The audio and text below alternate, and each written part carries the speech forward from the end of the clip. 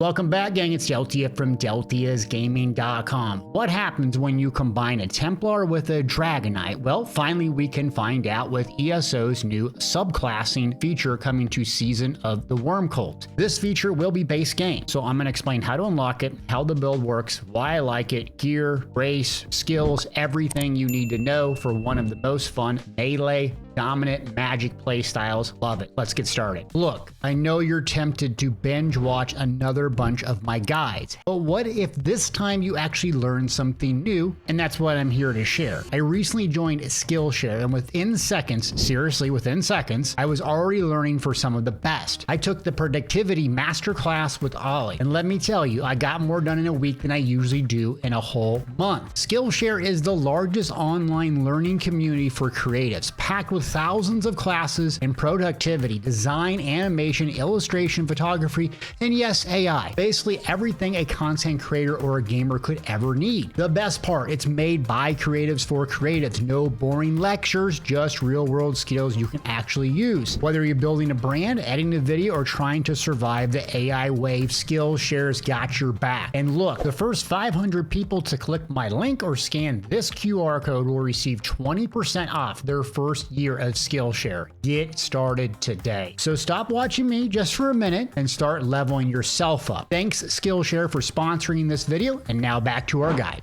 Okay, we're hopping in a game. Now, whenever you get this, you're going to have a study in discipline. This is going to be the new quest to unlock subclassing. So you're just going to get this. I've already started or done this, and it's going to tell you where to go. I went to the Rift here and completed it right after the Way Shrine. So very easy to unlock. Then there's going to be a vendor that will allow you to drop a skill line and pick one. Now, the important thing is I'm using 2 Templar skill lines. So you want to start with your class as Templar versus your class as Dragonknight, as you have to use at least one of your main class skill lines, and you can't use 2 from another. So Templar, we get Adric's Spear and we get Dawn's Wrath, and then we get a swap in Ardent Flame from the Dragonknight. So what this is going to give us is going to give us Standard of Might, one of the best ultimates in the game that we're going to backbar, incredible for PvE. We're also going to get 2 really high-powered dots. Burning Embers, the other morph does more damage, but this gives a lot of healing done over 24 seconds. Doesn't cost a whole lot of magic. It's single target with 7-meter range. This Noxious Breath is going to reduce armor, shoots in a cone, does a lot of damage over time, and is poison. So Major Breach, reducing armor, we love that. We also get a chain, so we can pull in targets if we want. Gives us a little bit more speed as well. And then we get Flames of Oblivion. This is your crit buff you can put on your back bar or your front bar now. And it's going to proc and do a lot of flame damage every 5 seconds, so you can pre-buff with it on your back bar. This is why I love Ardent Flame. So while we're going over the skills, let's just talk about the front bar. We're going to have Burning Embers in the number 1 slot, your primary dot for damage over time and healing. It does a ton of damage, but it lasts 24 seconds. For bosses or something that's going to last a lot longer, you're going to put this on. Your primary dot is going to be this, Noxious Breath, because it reduces the armor of the enemy. You'll also have these factors in for Resource Sustain, increasing the damage of your burning, poison status effects. When you proc or trigger burning or poison, you restore magic or stamina. So constantly applying this status effect, even with the charge trait on your weapons, can give you a lot of resource sustain. Now, the 2 key is a flex spot. I have Unrelenting Grip here, which is the pull, and the reason why I have that there is I was doing VMA. In VMA, you can clear these mobs very quickly just by pulling them in. I'm going to go with Dual Wheel on the front bar, and a ability that I absolutely love is Quick Cloak. It's going to cost stamina. Their duration is 30 seconds, so it's a bit longer than Deadly Cloak. You're going to sacrifice some damage, but you're going to get a longer duration. Thus, you're not going to have to drain your stamina and cast it frequently. It's going to give us Major Evasion, 30 seconds, so AoE damage significantly reduces. It's going to pulse with damage every 2 seconds, and Major Expedition. So it's going to give us some speed, it's going to reduce damage, and it's going to do AoE damage, something we want when we're in nasty melee 5 to 7 meter AoE range. Now the Templar Adric's Spear, baby. Puncturing sweeps, you know it. It was changed, not as good, but I still love it. So it does basically magic damage, and it heals for the amount of damage done. And I think it was removed with the target caps, or it's at least six enemies it can hit. So it's going to do a lot of damage in front. It's going to heal you for the damage done, and it's great single target and AoE. So it's like the bread and butter. I like this more than Whip because it's AoE. I only need to sit there and smash it. If you just put Burning Embers on a target that's going to last a lot longer and sit there and hit puncturing sweeps over and over, you're going to survive without mid-max gear or anything. So that's why it's so fun to use this ability. When you have an Aedric Spear ability slotted, you're going to get 12% critical damage done. So you typically want one on your front and your back bar due to this passive. When activating the Aedric Spear ability, Minor Berserk and Minor Protection for 6 seconds. Absolutely freakishly powerful. So constantly doing sweeps here and there to trigger this, very important. Burning Light can trigger extra damage as well, and this is just a great passive overall. So this is one of my favorite abilities in the game, if not of all time. Love it. Now, Dawn's Wrath is also exceptionally strong. We're going to go with the very first ability on our front bar, which is Radiant Glory. This is just Beam. The morph that I chose is the Heal Beam. So the channel is 3.8 seconds, a bit longer, 20 meter range. It's going to drain your magicka, but it's going to do a ridiculous amount of damage and a ridiculous amount of healing. The reason I like this morph, typically for solo play, is when you go from doing puncturing sweeps and getting all of this incoming healing and you have Radiant Oppression, the other morph, your healing is going to drop significantly and sometimes you can die. So this, considered direct damage, important, will beam and you'll still get massive healing. So as long as you have Burning Embers up, you're either sweepsing or you're beaming as your filler damage source, you're going to get healed an amazing amount. Now we're going to Fighters Guild and Flawless Dawnbreaker. Mainly we're putting this on our bar as a buff. So when you have it on your bar, it does a few things for you. Increases your weapon and spell damage slotted, so 3%, not bad. This is really important. You generate 3 ultimate whenever you kill an enemy. So you gotta have this slotted on your front bar. So all your kills with sweeps and beam are just flooding you with ultimate. The reason why you want ultimate is standard of the best ultimate game, one of my favorites. Stationary, drops a banner, increases your damage done and reduces damage taken by 15%. It's just freakishly amazing, lasts forever, a boss killer. It's 238 ultimate rather than 250 because of Templar passive from Dawn's Wrath. So absolutely god tier, but it's not mobile and it has an 8 meter radius. So you can swap in something like Shooting Star for Mages Guild if you need something a bit more bursty, or something that's a little bit more range and you can't reach the target. Okay, starting on my back bar. I'm gonna go Ardent Flame. So one of the downsides of my bar setup, if I'm being honest, is I don't have a source of major sorcery. So I have to use potions for that. There's a lot of fancy potions that you can use, just be aware. I have a source of major savagery, which is a crit buff, and it's Flames of Oblivion. The reason I like Flames of Oblivion is I can pre-buff with it and it has range. What I mean by pre-buff is I cast it before I even engage in combat, and then I'm at least going to get 2 ticks of big flame damage, 3 fireballs over the course of its 15-second duration. So if you're in combat and you click it, it will automatically shoot out a fireball and then 2 more. If you click it ahead of time and then go into a target range, it will shoot out that 10-second mark. So you're bound to hit something a couple of times. It's just great AoE, and you can put in your back bar now and still gain the buff. We're going to Dawn's Wrath. Solar Barrage. So it's going to do magic damage around you every 2 seconds. That's going to correlate directly with Quick Cloak. So you're going to have tons of AoE damage if you have both of these things up at the same time. It's going to increase your damage done with class abilities by 5% for 22 seconds. Think sweeps and beam. So you want to maintain this. When you activate it, gains some power. That's heavy attacks, mainly for like 1 bar build, so we're not too concerned about that.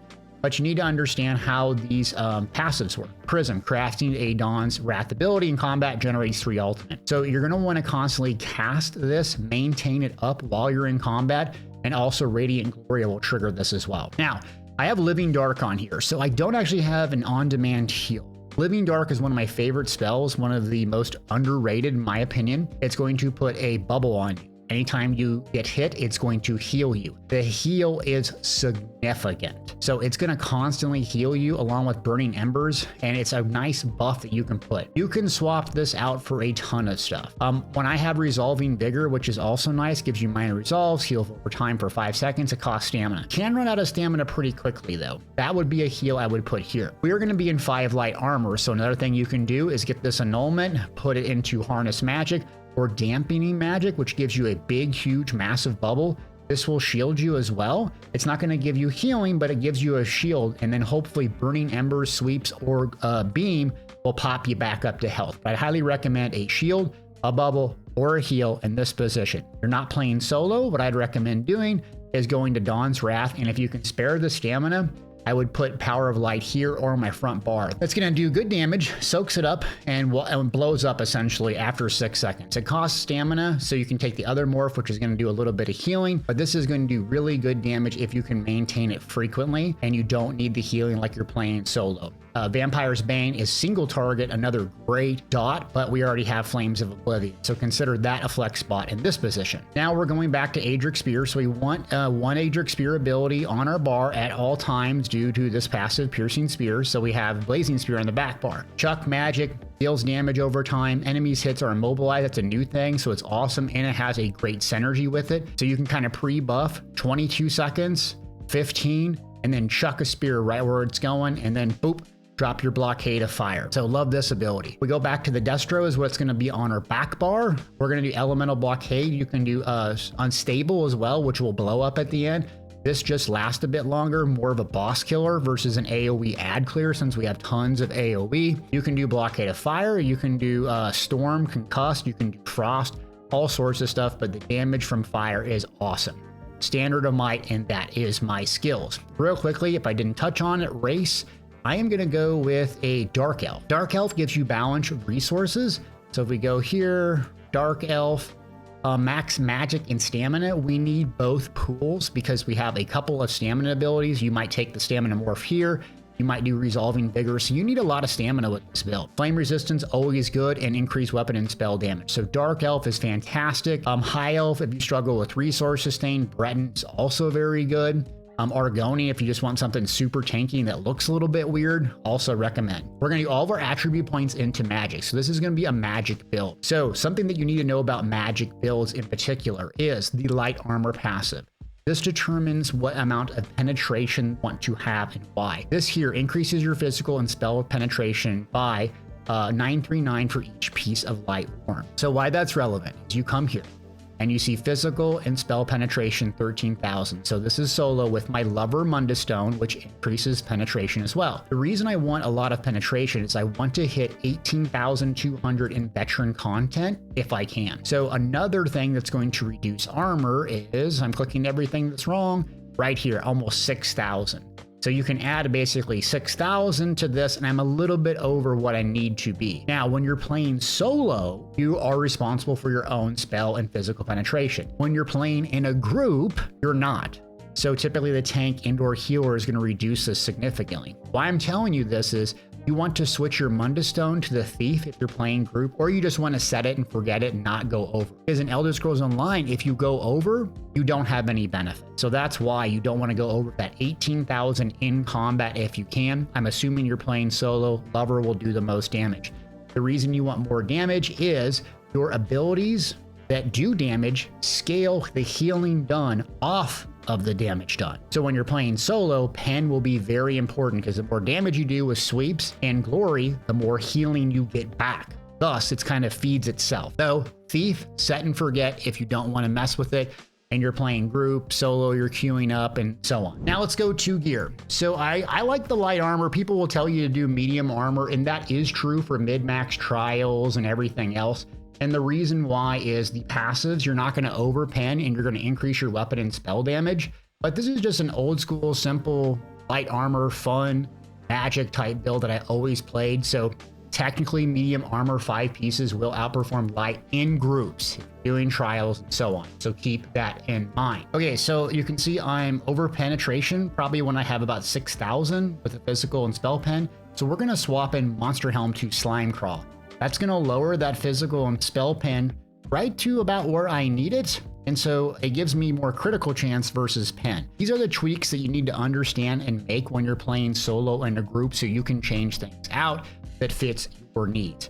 Speaking of fitting your needs, the 5-piece that I love to run is False Gods. So it's perfected, it's False Gods, it's light armor.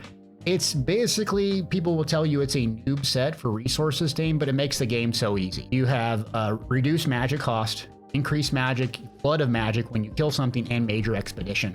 It's like the ideal go-to starter set that carries you throughout the rest of the game. In my opinion, it will not do the most damage possible, but it will give you insane resource sustain. The downsides, and there are downsides, is it requires trials. So it comes from Sunspire, usually pretty easy to pug it. The perfected version, the veteran, you just have to do on veteran mode, gives you an extra line, which is pretty good. But even the normal mode can give you a lot of resource sustain.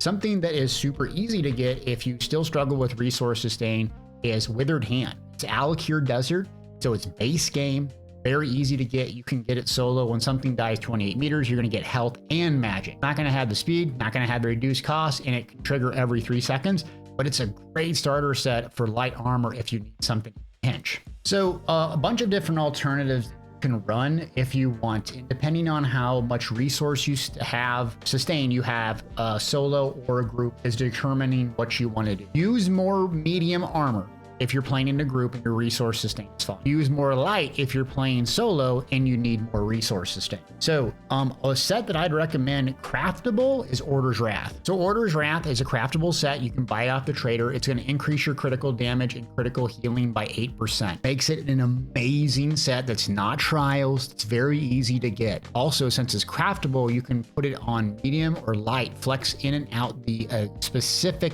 pieces and really find the balance between penetration, weapon and spell damage, and resource sustain. So I highly recommend that. If you have access to trials gear, there is a whole bunch of other things you can do that will give you even more damage. Whirl of Depth specifically, this is a proc set. So when you deal damage with light attack, it applies its whirl. I'm not going to read the thing. It's 1,000 sentences long. But what you need to know is you want it on your front bar so it activates with a weapon. So when you hit something, boom, then it procs. Speaking of that, on our weapons, we're going to have daggers, 1 charge in the offhand poison, 1 Nirnhone in the main hand.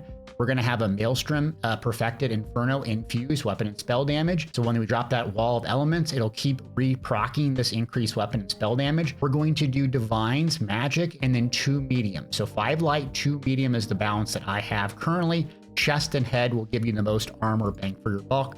With the Lover Mundus Stone, playing solo, Thief, you're playing in a group. Now, the set that I have running currently on my front bar is Deadly Strikes. Increases the damage done with damage over time and channeled attacks. So both Puncturing Sweeps and Beam are considered channels. This is not going to be apples to apples buff every single little thing that you do, but it's very easy to get a hold of. 15% is an enormous amount. So what you can do is you can put 1 dagger Deadly and then 1 dagger Whirl of Depths. And then when you flip to your front bar, both of those are active at the same time. That will give you a ton of damage. But Deadly Strikes is base game. Orders of Wrath is craftable. Those 2 alone will get you by in a pinch for a very long time if you don't have access to trials gear. Just running through a bunch more real quick so you know how you have some options. This Anzul Torment is a medium armor set. So you can do jewelry, weapons, or you can put a couple pieces on your body. This thing does absolutely crazy amounts of damage. So if you can fit it on your body and some resource sustain, this will be absolutely amazing. Now, so we have 2 5 pieces I've told you about. I'm running a Mythic, and they are annoying to get, but they really work and do a crazy amount of damage. I set this build up to have an enormous amount of healing, so I actually don't even need Pale Order. Most builds are going to have Pale Order, which is this Mythic, one of the original OG ones, I think, or close to. It's going to restore tons of health for your damage. So I'll show you another thing that you can use instead of this, because it's going to give you a lot less damage than something like Beloth. Increase your damage done to monsters by 15%. Minor Force at all times. The Minor Force is critical because that means you don't have to run a couple of different skills, like let's go to Fighters Guild, Trap Beast, and you go to this Barb Trap here. Minor Force here. You can also get it from the Psijic Order skill, this one, or the other morph as well. It saves you a skill slot. It's always active. So Veloth absolutely amazing if you can get this Antiquity. Pale Order, if you struggle with survivability, is the one I'd recommend second. Now, for those that don't have access to that, all you do is you drop this Mythic and then you put like Deadly Strikes or something else on your jewelry slot, and then you use a 2-piece Monster Helm, not a 1-piece. And then you'll have a complete 5-5-2 setup. So Monster Helms, what would I run? Stormfist, believe it or not, is actually a really good Monster Helm if you want some AoE damage. It's shock damage, so not exactly what we want, but it can do really well. I've already showed you Valken Scoria as another one, also base game, does flame damage. It's just kind of an OG one. just want something that does damage. The one piece though is critical because it gives you offensive pen. So kind of think of, you want something that gives you exactly what you need, like crit. So Ice Heart is another one for survivability. So let's say you really struggle with survivability. This is going to give you crit at the one piece, and it's going to give you a shield that absorbs damage. So if you struggle with survivability, don't have pale order, just can't seem to survive, this is a good monster helm to use. And then if you want something that just absolutely burns a single target, it's annoying to get, scale call RP, it's Zon. When you deal critical damage with light or heavy, 33% chance, tethers, beams, absolutely nuke stuff. You have to stay close to make sure that beam is touching those. So it's a melee focus, kind of a Dragonknight specific monster helm, but it will work fantastic. Now back bar, we have this Inferno Maelstrom Arena.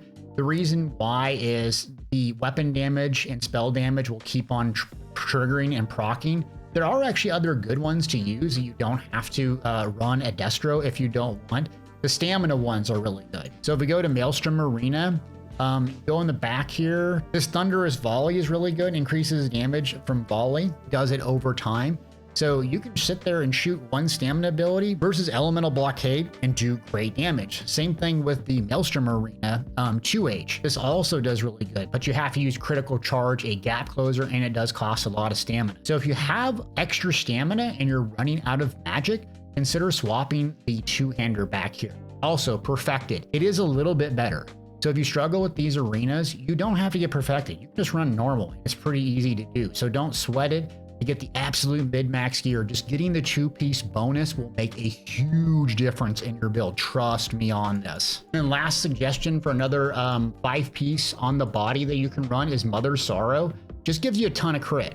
Ebonheart Pack, Deshaun, base game, super easy to get a hold of. Buy it on the traders. If you don't need resource sustain, boom, you can throw it on there. If you are struggling with resource sustain, this is what you do. Go to World, and you go to Soul Magic, and you get Consuming Trap.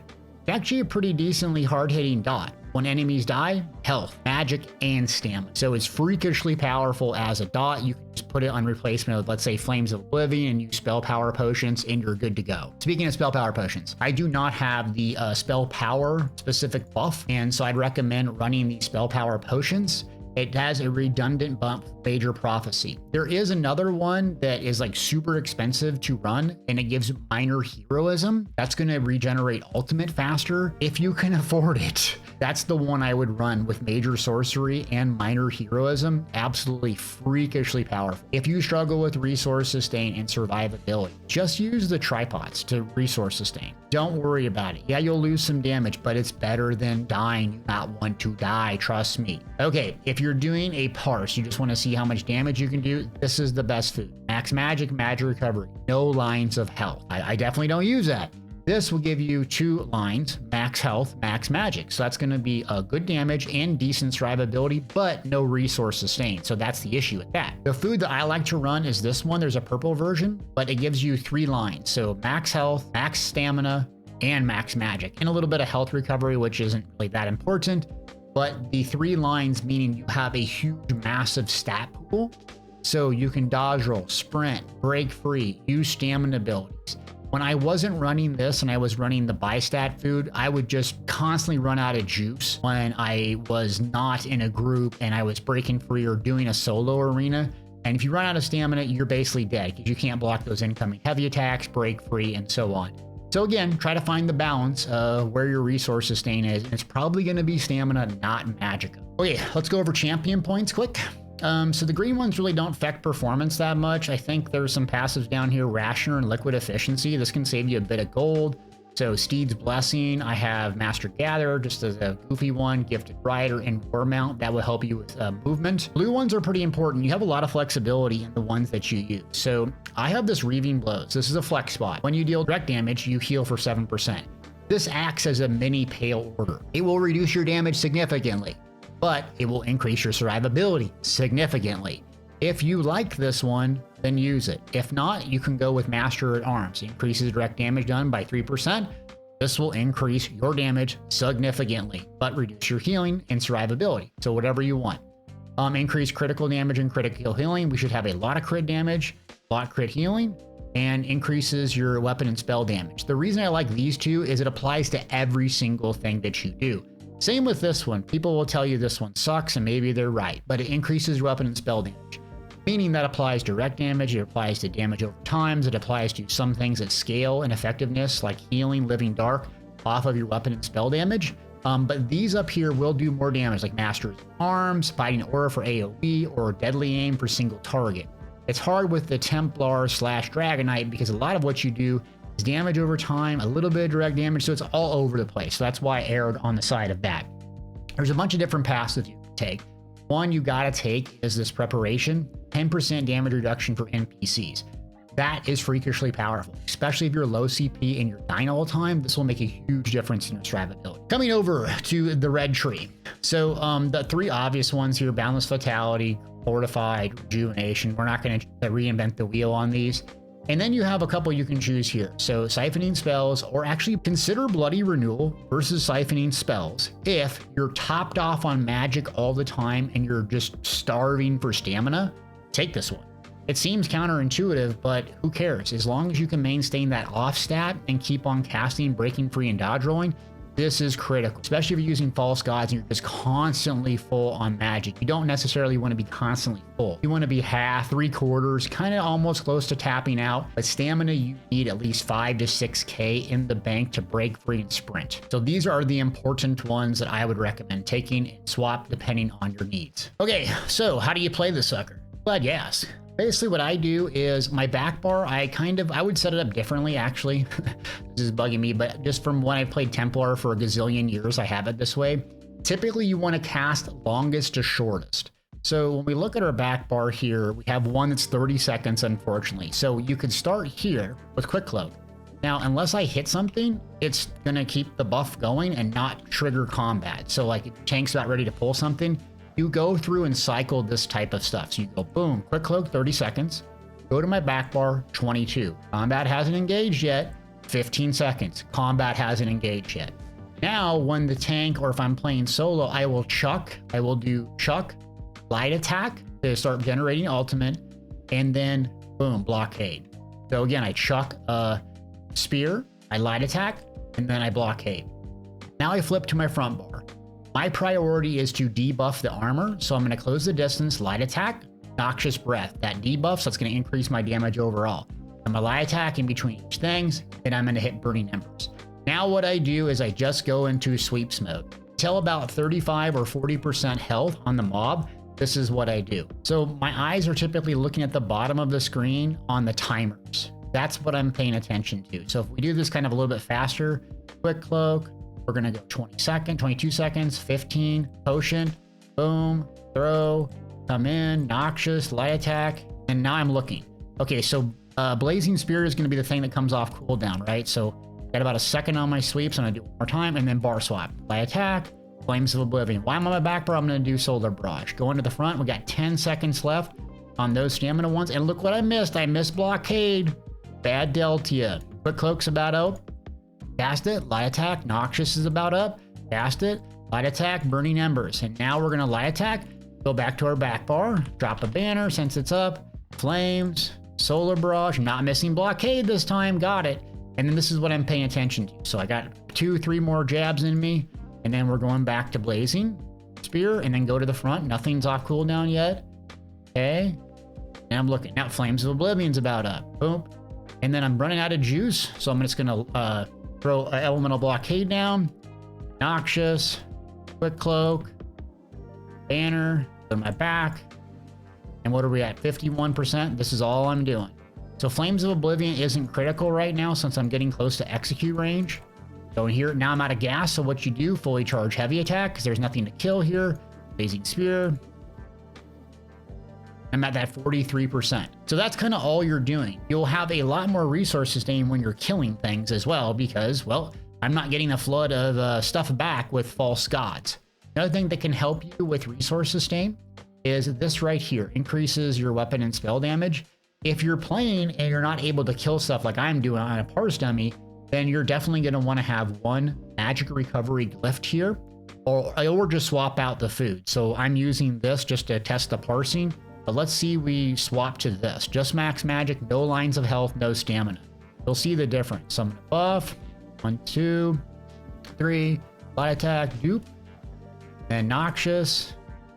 Okay, good. Now we're at 30, about 35%. Let's do a beam and see how hard it hits. Boop.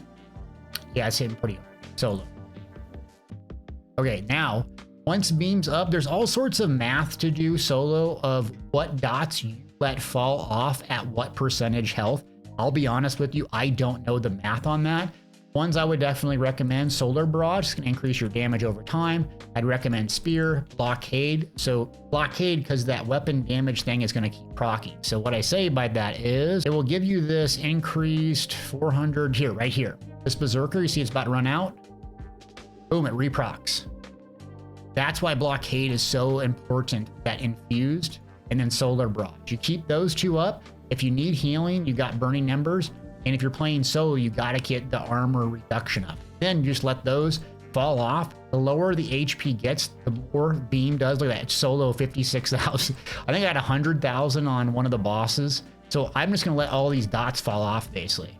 You can see if I drop a banner here, off quick, banner, you'll increase your damage overall, 109,000 on a beam solo. So yeah, that's pretty good. But yeah, it's a bit more complicated of rotation. So to simplify it, just simple. You need healing coming in at all times. Keep Burning Embers up. You need to reduce armor pretty much at all times. Keep this up. Do your 2. Then you have Quick Cloak. Great. Damage over time here and there. Major Evasion. Make you less squishy. Flames of Oblivion. Not that critical. This is the one you're not going to have to freak out about. Solar Barrage, pretty critical, because it's going to increase your beam and your sweeps. Blazing Spear, decent, really good, but not mission critical. Blockade of Fire, mission critical, because it's going to keep that Berserker enchant. What I referenced there is this. So Infuse, 452. It's going to proc with just a tick. So those two on your back bar are super important. If you cannot do it and maintain it, let it fall off if it's too complicated. Put healing, put buffs or other utility things here instead of all this complicated stuff. Just simplify it. Okay, really long-winded video. Hope you got something out of this. Love the subclassing. I was originally skeptical and completely wrong about it. It makes these builds so much more fun. And these are pretty consistently as powerful as just a straight Dragonknight or Templar, but you get to play the way you want. So I love sweeps because it just heals me. So in a pinch, I'm just like, not feeling it, I put Burning Embers on target and sweeps it 1,000 times and I stay alive forever. So I'll keep tinkering with these builds in different combinations I like, but I hope you got something out of this video. If you do, hit that thumbs up. I'll see you next time.